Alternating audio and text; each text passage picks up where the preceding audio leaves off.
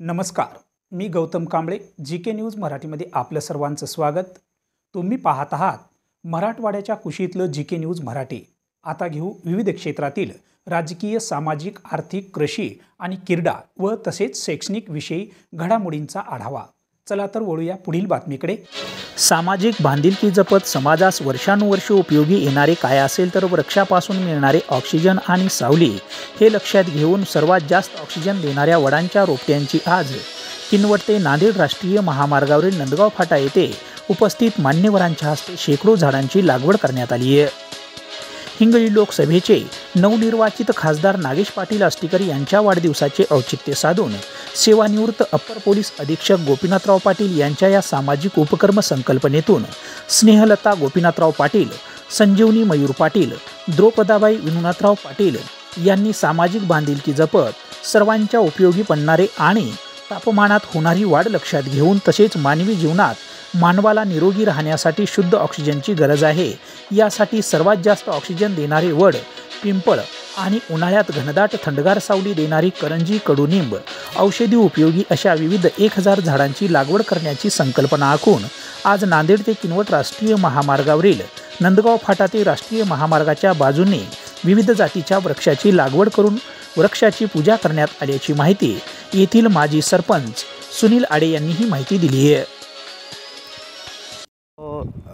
येथील आमचे काका गोपीनाथ पाटील सेवानिवृत्त DYSP यांच्या नेतृत्वाखाली ते नेहमी सामाजिक कार्यामध्ये नेहमी अग्रेसर असतात आणि आज त्यांचा जे आज नंदगाव फाटा इथे राष्ट्रीय महामार्गावर त्यांनी जे झाडे लावा झाडे जगवा आज एक काळाची गरज आहे. कारण आपण पाहतो की खूप तापमान हे वाढत आहे आणि त्याच्यामुळे त्यांचं नेहमी आम्ही गोपीनाथ पाटील जे आहेत सेवानिवृत्त DYSP ते नेहमी या आपल्या गावाच्या मातीशी त्यांची नाळ जोडलेली आहे आणि ते नेहमी विविध उपक्रम राबवून ते आपल्या समाजासाठी काहीतरी आपण ज्या समाजात जन्मलो त्या समाजासाठी आपलं करणं हे आपलं कर्तव्य आहे.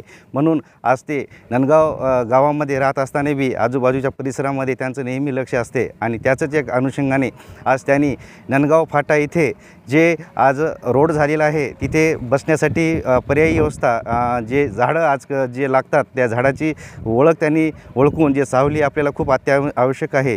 म्हणून भविष्यात येणाऱ्या पिढींना ते आज जर झाडं लावलं तर उद्या ते पिढी जी आहे ती सावलीमध्ये निवांत प्रवासी येणाऱ्या जाणाऱ्याकरण्यासाठी जे आहे. म्हणून त्यांनी आज एक चांगला जे संदेश आमच्या गावाचे सरपंच प्रतिनिधी मोहन जाधव सर्व आम्ही गावकरी आज त्यांनी आम्हाला इथे येऊन त्यांनी आम्हाला जे आजच्या झाडे लावण्याच्या उपक्रमामध्ये सहभागी त्यांनी करून घेतला त्याबद्दल मी आणि तसेच नागेश पाटील आष्टीकर जे हिंगोली लोकसभेचे लोकप्रिय खासदार यांच्या वाढदिवसाच्या औचित्य साधून बी आणि गोपीनाथ पाटील यांच्या सामाजिक उपक्रमाच्या अनुषंगाने आज आपण इथे नंदगाव फाटा इथे गोपीनाथ पाटील यांच्या सामाजिक उपक्रमातून त्यांनी आज झाडे लावा झाडे जगवा हे लावण्याचं त्यांनी उपक्रम हाती घेतले आहे. म्हणून झाड आहे, पिंपळाचं झाड आहे, चिंचाचं झाड आहेत, असे अनेक प्रकारच्या विविध जातीचे झाडं आज इथे लावण्यात येत आहेत.